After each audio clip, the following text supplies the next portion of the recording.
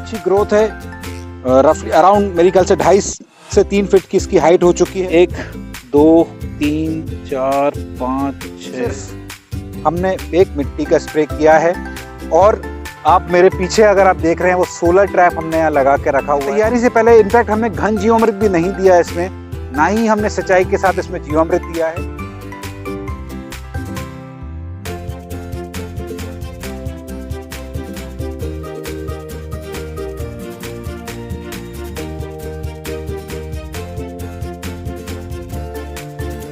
नमस्कार साथियों, आज हम बात करने वाले हैं बंसी गेहूं की, जहां हमने रेस बेड पर बंसी गेहूं की सोइंग की थी।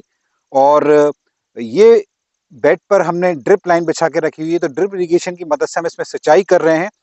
इस बंसी गेहूं की जो सोइंग है वो 10 नवंबर को हमने की थी और आज है 5 जनवरी 2022। तो करीब 55 दिन की यानी 55 डेज की ये फसल हो चुकी है और बहुत ही शानदार इसकी ग्रोथ है। और आप देख सकते हैं ये हमने आपने अगर वो वीडियो नहीं देखा है जहां हमने इसमें पूरा सोइंग का पैटर्न आपको बताया था कि 2 लाइन गेहूं की थी, 2 लाइन चने की थी, तो इसके ऊपर एक कंप्लीट एक वीडियो हमने बनाया था। अगर आपने वो वीडियो नहीं देखा है तो ऊपर आपको आई कार्ड में उसका लिंक मिल जाएगा। तो आप मेरे साथ देख रहे हैं कि ये मेरे लेफ्ट में 2 बेड गेहूं के हैं, मेरे राइट में 2 बेड चने के हैं। तो इस तरीके से हमने ये इंटरक्रॉपिंग की थी ताकि जो कार्बन नाइट्रोजन का जो रेशियो है वो प्रॉपर्ली मेंटेन हो सके और आखिरी में जब ये फसल इसका जो स्ट्रॉ डिकम्पोज होगा हमारे खेत में तो हमको ह्यूमस की प्राप्ति हो सके। तो ये जो चना है ये हवा की जो नाइट्रोजन है उसको कन्वर्ट करने का भी काम कर रहा है, तो हमारे गेहूं में नाइट्रोजन की कमी ना मिले। तो आप देख सकते हैं इस पर्टिकुलर गेहूं का जो टेक्सचर है, जो कलर है, बहुत ही शानदार है, काफी अच्छी ग्रोथ है। रफली अराउंड मेरे ख्याल से 2.5 से 3 फीट की इसकी हाइट हो चुकी है। और क्योंकि ये हमने सीड ड्रिल से हमने इसकी सोइंग की थी तो थोड़ा सा इसमें डेंस भी इसमें सोइंग हुई है, तो उस तरह से कल्ले थोड़ा गिनना इसका थोड़ा सा मुश्किल काम है अभी, लेकिन मैं फिर भी कोशिश करूंगा। जैसे कि ये एक बीज है तो 1 2 3 4 5 6 7, तो इसके 7 कल्ले हैं इस समय और काफी काफी अच्छी ग्रोथ है। और मैं आपको यहाँ चने का भी बेड दिखाऊंगा। तो ये चने के बेड में आप देख सकते हैं काफी अच्छी ग्रोथ है। काफी लेट हमने इसकी सोइंग की थी और जो हमने पहले इसकी जो सोइंग की थी उसके मुकाबले अभी इसकी ग्रोथ थोड़ी कम है, बिकॉज ऑब्वियसली लेट सोइंग है।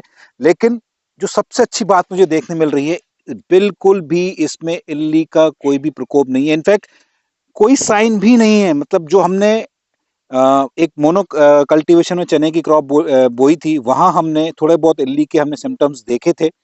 इसमें आप देखें बिल्कुल भी इल्ली का सिम्टम नहीं है, यानी कि ऊपर की जो डंडी होती है उसमें कहीं भी, मतलब जो इल्ली खा जाती है डंडी को, पत्तों को, ऐसा कोई भी सिम्टम इसमें नहीं है।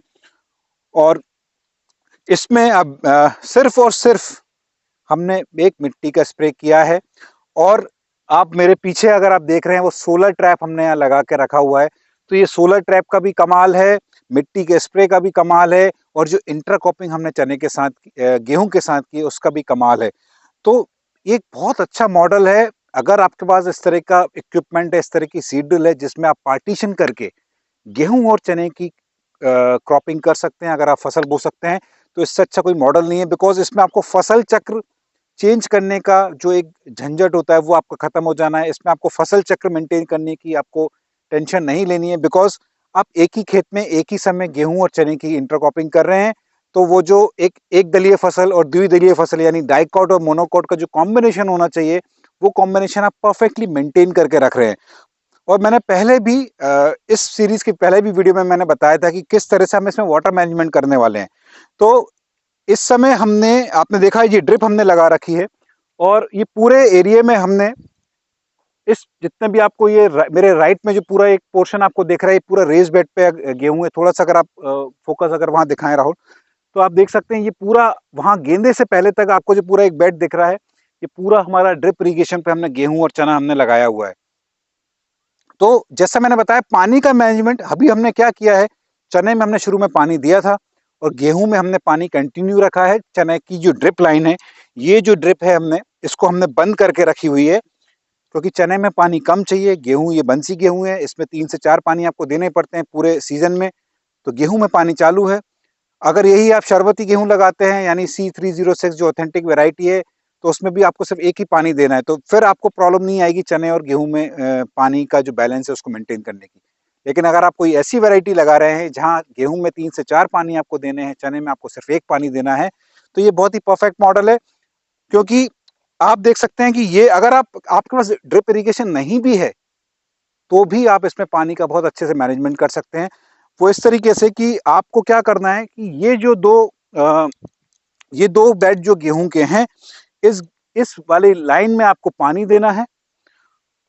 तो क्या होगा कि ये 2 बेड पे आपको गेहूं में पानी मिल जाएगा। शुरू में चने में जब पानी लगता है तो चने में आप पानी चलाइए, बाकी में चने में ये जो इस लाइन के जो चने हैं 1, 2 और 3, ये जो 3 नालियां हैं इसमें आपको पानी बंद करना है ताकि चने में पानी ना लगे, और गेहूं में फिर से आपको इस वाली लाइन में आपको पानी देना है। तो लेफ्ट और राइट वाले जो बेड्स हैं गेहूं के, उसमें पानी मिलता रहेगा।